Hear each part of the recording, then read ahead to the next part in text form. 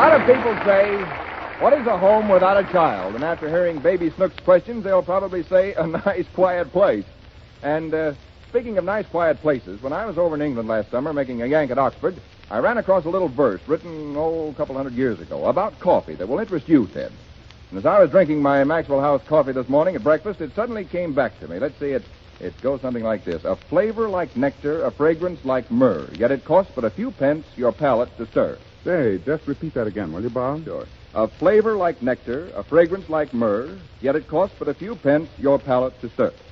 Robert, I don't want to take advantage of the poets of yesteryear, but it certainly sounds as if that had been written over a cup of Maxwell House. Because really, folks, I don't believe there's any coffee you're going to like day in and day out as much as Maxwell House.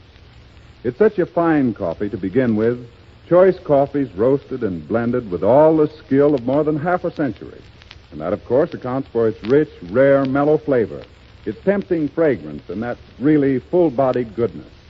And then we bring it to you roaster fresh in the super vacuum can, so that all its fine, original flavor and goodness reach you intact, none of it wasted. And you know, that in turn suggests another point about Maxwell House coffee, something also in that verse of yours, Bob, and that's economy.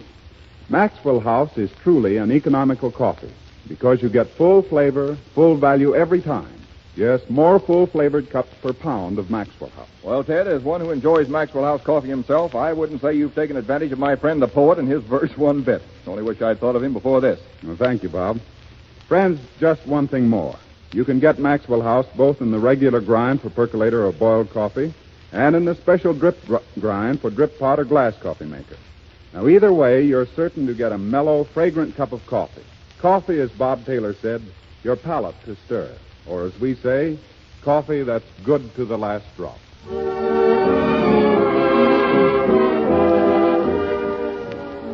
Did you ever go to a musical show and walk out humming its hit song? It's on your mind when you go to bed that night, and it's the first thing you start whistling in the next morning, but you just can't remember the name of it. Well, if that happens to you with the number Meredith Willson's orchestra is going to play now, just remember the name is the Donkey Serenade from MGM's swell picture, The Firefly. Take it, Mr. Willson, and let the obligatos fall where they may.